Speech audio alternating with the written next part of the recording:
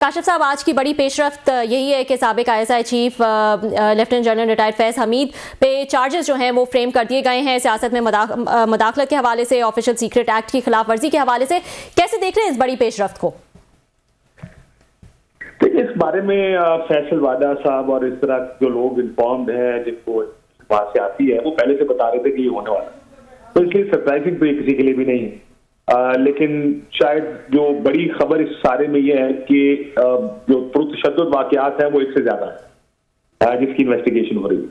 तो एक तो हम 9 मई का जानते हैं, उसके बारे में तो जाहिर है ये इल्जाम पहले से लगाया जा रहा था कि वो इसका हिस्सा है, लेकिन 9 मई के अलावा कौन सी ऐसी चीजें जिसको इन्वेस्टिगेट किया जा रहा है, ये दूसरा बड़ा सवाल है।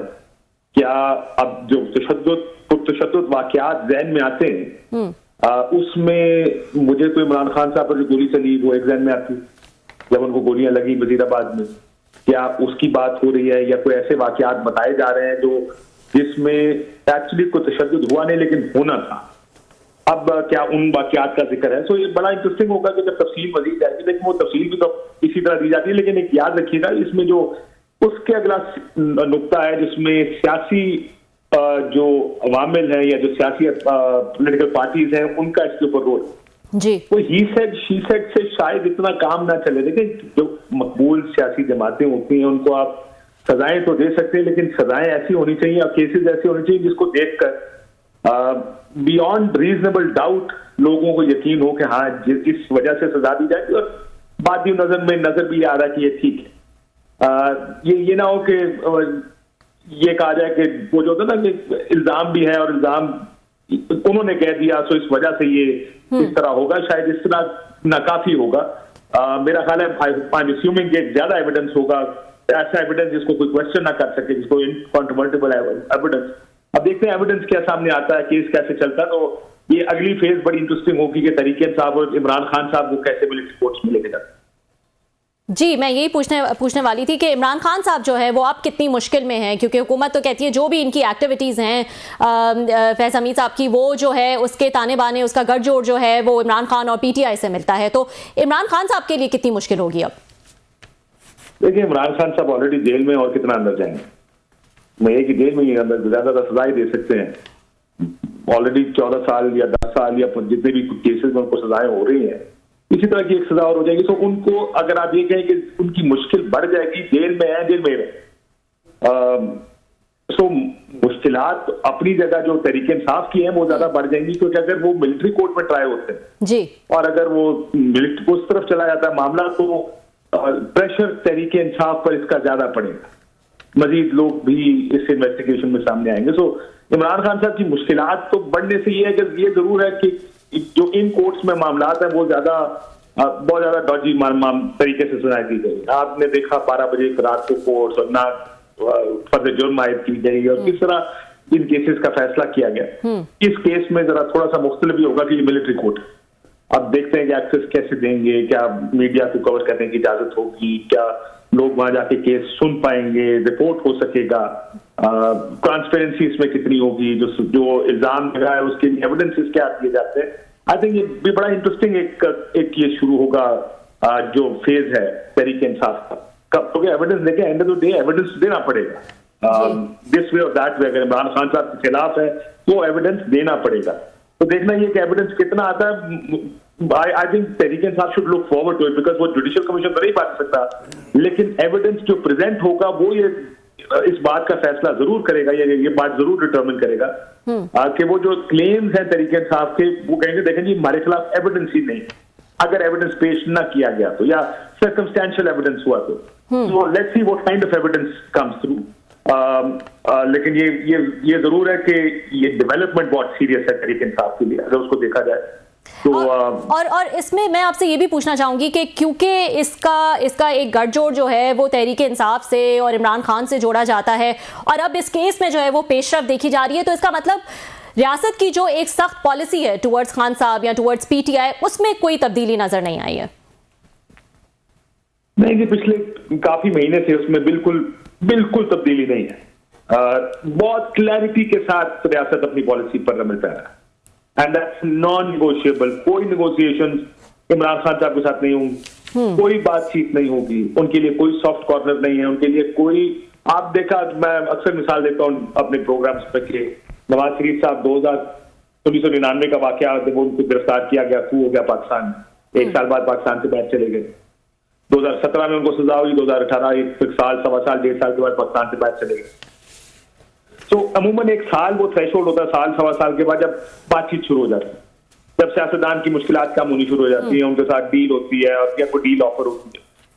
यहाँ पर मसला ये नहीं है कि डील ऑफर हो रही है और इमरान खान साहब कबूल नहीं कर रहे। लग ऐसे रहा है कि यहाँ पे डील ऑफर भी नहीं हो रही है। और बड़ी क्लैरिटी के साथ एक बात बार बार तर्जुमान जो फौज के हैं वो सारे कहते हैं, फौज एस्टैब्लिशमेंट के जो भी ये नहीं हमें हमारे पास आते हैं टीवी में, जो उधर का पैगाम लेकर आते हैं, तर्जुमान नहीं, जो उधर का पैगाम ज्यादा लेकर आते हैं, वो ये कहते हैं कि कोई सॉफ्ट कॉर्नर नहीं है, कोई लेटिंग अप नहीं है तरीके इंसाफ के लिए।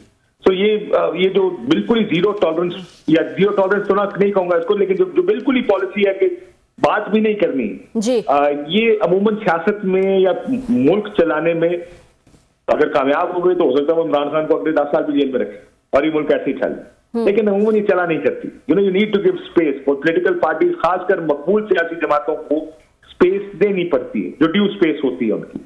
आप यानी ये पाकिस्तान में होता तो है, केस बनते हैं, उन पर सजाएं हो जाती हैं, सजाएं जैसी तैसी भी हो।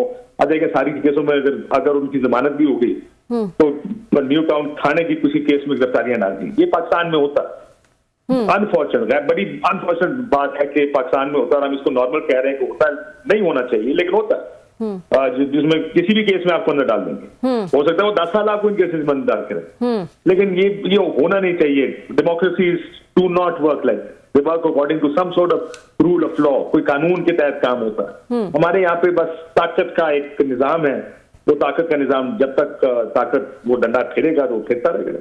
हाँ, लेकिन आपको नहीं लगता काशिफ कि ये मुज़ाकरात का ऑप्शन जो है वो इतने टाइम से था खान साहब के पास, अब जाके जो है ऐसा लगता है कि उसमें कुछ सीरियसनेस नजर आई है कि उन्होंने 5 रुकनी कमेटी जो है वो भी बना दी है, लेकिन अब जब वो सीरियस हुए हैं तो आगे से कोई रिस्पांस जो है वो नहीं आ रहा है। सो थोड़ा सा लेट हो गए हैं वो ये सोचने में कि एक मुज़ाकराती कमेटी बनाई जाए और एक सीरियस टर्म्स पे जो है वो मुज़ाकरात के लिए तैयार हैं। बल्कि उमर अयूब साहब ने तो कह दिया कि इंसान हो या फरिश्ते हों तो हम मुज़ाकरात करने को तैयार हैं। तो ये फ्लेक्सिबिलिटी पहले भी दिखाई जा सकती थी।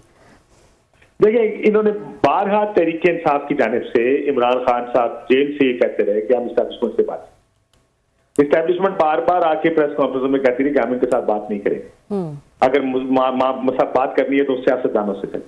प्रॉब्लम यह है कि तहरीके इंसाफ का ये मानना है कि सियासतदान के पास हमें देने को कुछ नहीं, वो तो बेनिफिशरी है सारे 8 फरवरी का उस सारी धांधली का 4.7 की गवर्नमेंट है, ये हमें क्या दे सकते हैं। और बात भी ठीक है, देखिए अगर आप इफेक्टिवली इस निजाम को देखें कि खड़ा किधर है, खड़ा कि जो चीजें तरीके इंसाफ को चाहिए, अगर वो सिर्फ एक नुक्ते पर भी बात करते हैं कि इमरान खान को रिहा कर दिया, एक नुक्ता भी अगर इमरान खान रिहा कर भी दिया जाए तो वो ही इमरान शायद इस हुकूमत को गिराने के लिए काफी होगा, क्योंकि इमरान खान साहब बाहर आके चुप तो बैठेंगे नहीं।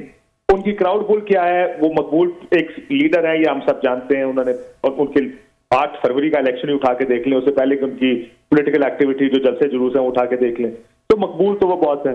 आज फवाद चौधरी साहब ये कह रहे थे कि मौलाना फजल रहमान साहब ने ये बात राना सनाउल्लाह साहब को कही कि आप इमरान खान को के साथ बातचीत करें, उसको रिहा करें। मैंने कहा उसको रिहा करने का मतलब है हुकूमत हमारी गिर जाए और फिर इलेक्शन हो, इमरान खान 2/3 से ज्यादा से हुकूमत में आए और हम सारे जेल में बैठे। ये है वो खौफ तरीका इस हुकूमत का, जिस वजह से हुकूमत कोई भी किसी किस्म के बातचीत या मुज़ाकरात करना नहीं चाहती। इमरान खान की मकबूलियत जो सबसे बड़ा एडवांटेज है उनका, वही उसका सबसे बड़ा डिसएडवांटेज है कि इतनी मकबूलियत है जिसका खौफ सबको है, जिसकी वजह से कोई ये चांस नहीं लेना चाहता कि उनके साथ बातचीत हो और वो किसी तरह जेल से बाहर आ जाए, क्योंकि उनका जेल से बाहर आना it will disturb the Apple cart. तो इसलिए ये निजाम इस तरह उस वक्त तक चल सकता है जब तक इमरान खान जेल में हो। सजा या न सजा वो देखें, वो एक अलग बहस है कि वो जेल में कैसा रखा जाए, उनको जबरदस्ती भी जेल में रखा जा सकता है, पाकिस्तान में तो सब होता है। लेकिन ये निजाम सिर्फ उस सूरत में चलेगा जो एक डिस्पेंसेशन बनाई गई 8 फरवरी के बाद, जब इमरान खान जेल में होंगे। और मेरा ख्याल है इसी वजह से उनके साथ कोई बात, इमरान खान से बात करना भी चाहे, लेकिन सियासतदान क्या बात करेगा, क्या दे सकती है तहरीक इंसाफ को हुकूमत या इवन एस्टैब्लिशमेंट। तो इमरान खान एस्टैब्लिशमेंट से पहले भी बात करना चाहते थे। The only thing that has changed now is कि अब ये कह दिया है उन्होंने कि वो सियासतदानों से भी बात करने को तैयार है। ठीक है, मुझे ये तो ठीक है, ये बताएगा, लेकिन उसके साथ साथ वो सिविल नाफरमानी की तहरीक भी लाना चाहते हैं। इससे पहले 24 नवंबर का जो एहतजाज हुआ वो भी हम सबके सामने था। पहले तो ये कहा जा रहा था कि क्योंकि उनको पता है कि फैज हमीद साहब के हवाले से कोई बड़ी पेशरफ्त होने वाली है, इसलिए जल्दी जल्दी में ये एहतजाज की कॉल जो है वो दी गई, और फिर क्या हुआ वो हम सबके सामने है। अब वो सिविल नाफरमानी की बात कर रहे हैं। ये भी कोई एक कामयाब स्ट्रैटेजी नजर आ रही है आपको कि लोग जो हैं वो पैसे नहीं भेजेंगे या अपने बिल नहीं भरेंगे? क्या लग रहा है आपको? देखिए 2014 में मुझे आज भी वो दिन याद है जब खान साहब ने कहा था एक दफा कंटेनर खड़े होकर कि कल मैं एक ऐसा ऐलान करूंगा कि आप हैरान हो जाएंगे और परेशान हो जाएंगे और सब बदल देगा। और अगले दिन खान साहब ने वो बिल जलाए थे और कहा था कि सिविल नाफरमानी। लेकिन पाकिस्तान में देखो बड़े स्पेसिफिक माहौल में सिविल नाफरमानी काम करती है। हमारे मुल्क में क्या लोग पैसे भेजना छोड़ देंगे? लोग उस रास्ते से पैसे भेजते हैं जो रेमिटेंस पाकिस्तान में आती है, जो उनके लिए सहल तरीन, आसान तरीन और मुनाफा बख्श तरीन होता है। जो उनको सबसे अच्छा एक्सचेंज रेट मिलता है वो वहीं से आएंगे। अगर उनको बैंकिंग चैनल से मिल रहा है तो वहीं से आया करेगा पैसा, क्योंकि जो भेजने वाले हैं वो लेबर है हमारी जो बाहर के मुल्कों में काम करते हैं। लोग अपनी बिजलियां तो नहीं कटवाएंगे, गैस नहीं कटवाएंगे, तो किस तरह कामयाब होगी? Thank you so much Kashif for joining us.